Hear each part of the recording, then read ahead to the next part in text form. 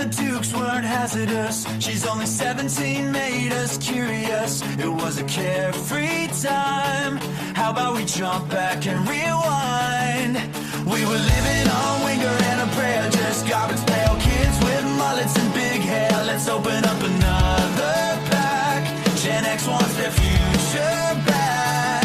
Break out the denim jackets and faded band patches. Share memories, Polaroid captured. It's the Gen X marks, the spot podcast.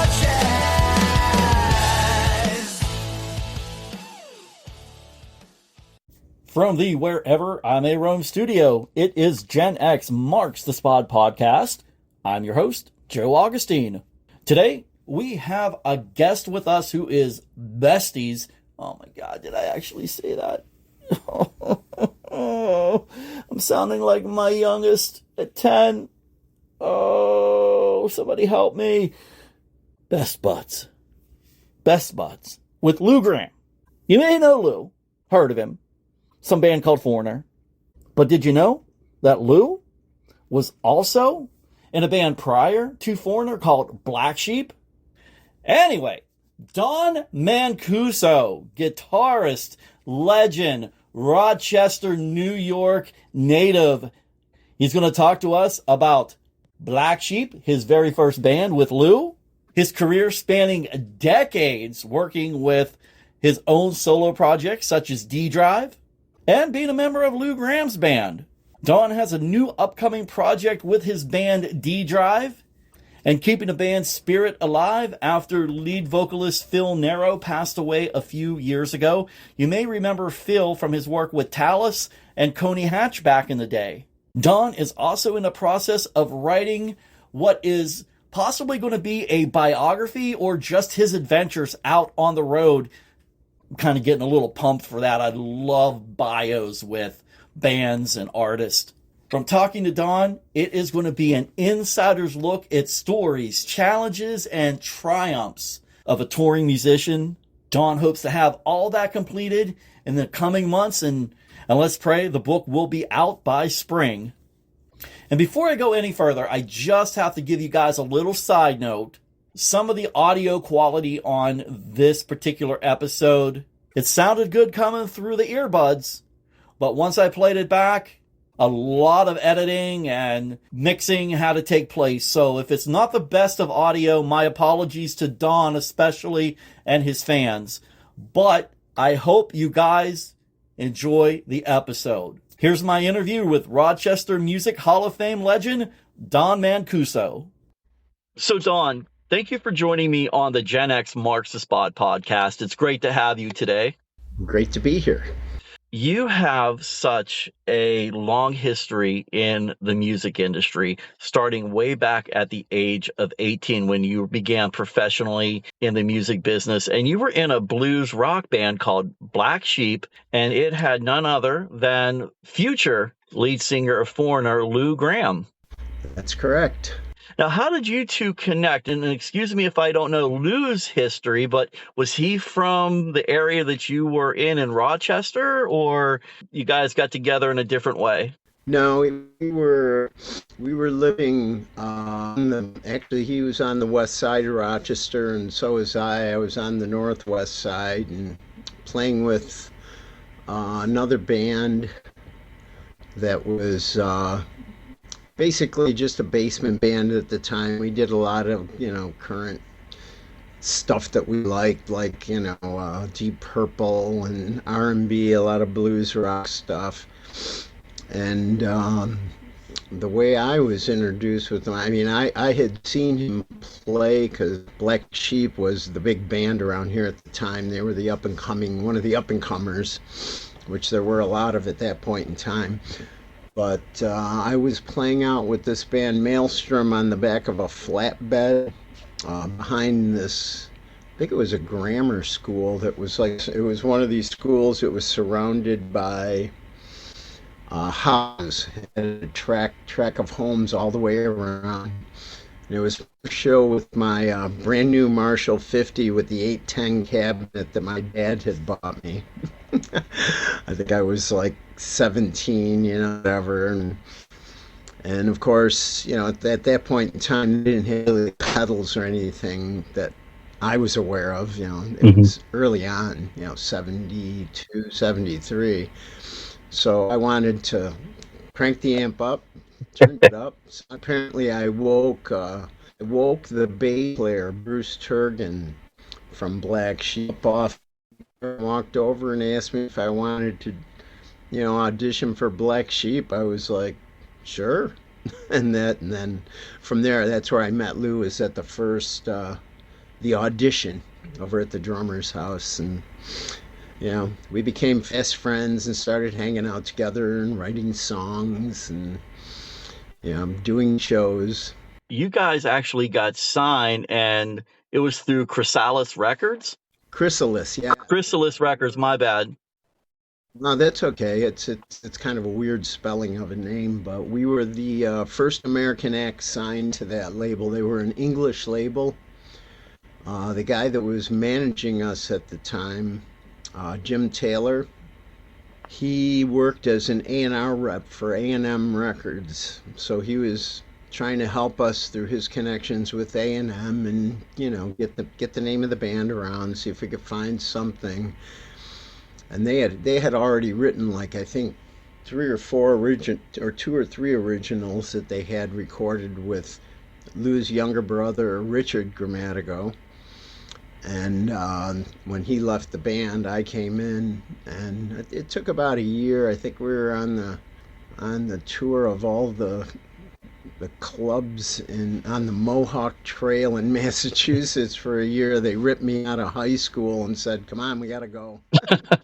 My parents got a meeting together with the school. They allowed me to go because I pretty much had all my credits for a Regents diploma done. I was just attending classes there to basically stay out of trouble. Being able to leave from high school, which I'm sure you didn't mind at all. Right. I wanted to make music a big part of my life, so it was an opportunity I wanted to in on. Our manager hooked us up with this producer, Stuart Allen Love, that had just left Columbia Records, and he picked us up under his production company. We got signed to Chrysalis Records. We put out one single, "Stick Around," which was a nominal hit in Knoxville, Tennessee, on AM radio, apparently. And they decided that, we didn't get enough action with the single we had put out. So they dropped us Ah. and picked up another band. I can't remember who it was. It was good. Oh, Michael Schenker. Someone that I was not even embarrassed to be, oh, they dropped us and got him. That's okay. Right. Well, But eventually we signed with Capitol Records and put out two albums on Capitol Records and toured with everybody from Hall and Oates to Kiss, Blue Oyster Cult, 10 years after Alvin Lee, and a bunch of others, Todd Rundgren, but whoever was out on the road at the time. Our management then became Stuart Allen Love from Open Love Production that signed us, and he picked up a booking agent, Vincent Romeo, who was with ICM. And of course, we had to have a lawyer in there as part of the management. Yeah, so we got signed, did the two albums, and touring at that point in time was, us driving around in a huge equipment truck and the band in a station wagon or whatever. So it was kind of rough on the road, and we had one truck accident, lost all our equipment. I think we were coming back from a Kiss show in Boston, and they flipped the truck on the New York State Thruway again and destroyed all the equipment. When we contacted our management to get the money to replace the equipment, they told us that, well, we didn't renew it because it was too expensive, so you're on your own. So being on our own, we were like pretty fed up with just, traipsing around the country and, wondering what's going to happen next. So we decided to throw in the towel and not move on. And Lou had been approached by Mick, I think the year before we broke up, but he didn't have really all the band together or the money behind it. And at that point, Lou knew that. He said, if you haven't got the money, I'm just going to follow through with what I got going now. And when you get it, call me. So, long story short, he ended up calling him another year later and saying, well, let's do the demo. It could be something. And it turned out to be big. Yeah. Now, are you still his music director? No, I play with him when he calls me, and he's in trouble usually. He can't find anybody. Well, who would not want to play for Lou Gramm? That's what I said. I learned, though, there are people that do. On his first solo album, when they told me they were bringing in hired guns because, they needed more support for, people buying the record, so they wanted to get guys that had played on hits to come in and do it. They recruited Nils Lofgren, who's one of my heroes. Mm-hmm. They got Ed Martinez, who was another big guitar player at that point in time. I think he had just done Addicted to Love with Robert Palmer, so they wanted to get him on it. So I ended up doing just a couple of cameo appearances, but I remember being in the studio one day and they told me they asked Angus Young to do a guest spot, and he told them, I don't do guest spots for anybody. I was like, wow, someday I want to make it that big. Right? Yeah. I'm going to leave that comment alone. Yeah, I was surprised. I mean, I figured, you get a chance to be on Lou Gramm's album, you do it just for the fun of it, and he said no, not in. Well, in retrospect, or if that's even the right word, and there was Eddie Van Halen who secretly went and did the guitar work on Michael Jackson's Thriller album. Right. Oh yeah. No, I mean, if you love the instrument and you have a diverse palette, I mean that's probably what it was for Angus. Was he didn't really he liked doing what he did best. No, I get it. And who knows? It probably would have sounded like an AC/DC song anyway. Yeah, which I guess and that they wouldn't have let that happen. No, definitely not. Now, as someone who teaches guitar, what do you wish you'd have known at 18 that you may tell some of your students today? That I wish I had the internet to, to let me in on all the secrets that all the jazz guys held real close to them. I had a good enough ear that I could hear most of what I needed, to learn and know from all my heroes, artists like Jeff Beck and Hendrix. With your musical heroes, is there still a musical bucket list for you? Any collaborations, projects you'd still want to explore if you could? Oh yeah, no, I haven't given up on D Drive yet. Have a hit like that, you have that kind of success, they want you to do your own tour and get off of whatever you're doing. So they just kind of cut Frampton off and said, all right, man, we're out of here. We got to go do our own thing and make real money. Oh, man. Wow. That's insane. It's the original Montrose, Sammy Hagar, yeah. Yeah, I can see why you were booed off, not because you guys were horrible.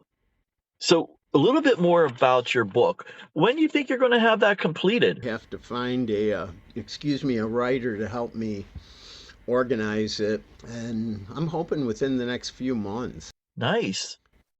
Yeah, it should be. I'm really excited about it now. I never wanted to write a book, and I never thought I was that interesting that anybody would ever want to read about it. But apparently, I've been through a lot of things that people find interesting. So I figured, what the hell?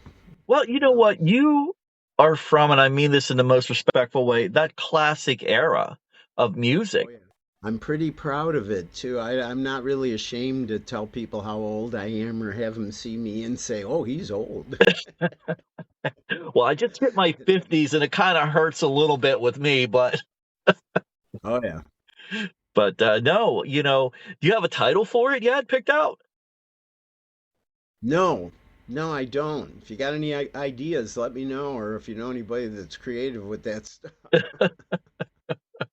Well, you never know. Well, we could throw some ideas together. What do you want the main focus to be on for like a title? My love of music and the luck I've had with meeting working with great musicians that I would have never have thought I would ever, you know, meet, let alone work with. Make sure you mention my book. Maybe I will come up with a name for your book and you can run with it. Ideas welcome. I'll give you credit for it. Everybody gets credit for everything they contribute to on this. Yeah, I've always either considered myself more humble than the guy who brags about himself and everything he can do. And it's probably hampered my career in ways, without management or someone to keep telling people, oh no, he's really great. Old school is good. Absolutely. I try to tell my boys that all the time and they just shake their heads. So hopefully they'll learn someday. Oh yeah, I'm sure they will. Yeah. Well, Don, thank you for taking time out to talk with me here on the Gen X Marks the Spot podcast. Please try to stay warm because I know I'm going to try to stay warm down here in Pittsburgh. Yep, I'm doing the same. I'm going to go into my hot tub at 103 degrees. That'll do it. Well, I'm a little jealous now. I don't have a hot tub, but I got some hot-headed kids, so I'm going to go and talk to them. So That's okay. I had to wait till I got rid of the kids till I could get mine, and it was well worth it. You'll need it in another 10 or 20 years for sure. I hope not that long, but my oldest just turned 18, so hopefully someday soon. Oh, that's pretty good. You're doing good. Yeah. You take care. Thank you again for everything. I can't wait for Don's book to come out. It's on days like this that it's cold, it's wintertime. I just want to wrap up, read a good book, especially any bios about bands and artists. I absolutely love them. Now, if I had a hot tub, I would be reading a book in a hot tub as well. Is it just going to go straight online? I should have asked him that. We're old school. We want to read books.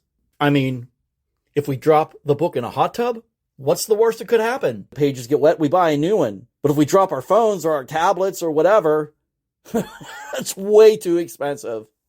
Sorry, getting on a little tangent there, but it's true though. It's true. We're old school. We're Gen X. Don, I'm wishing you the best of luck on your bio and also on the music you got coming out down the road. I used to spend some time in Rochester, New York. My wife's family's from there. Now they're all in Pennsylvania, so no more trips to Rochester.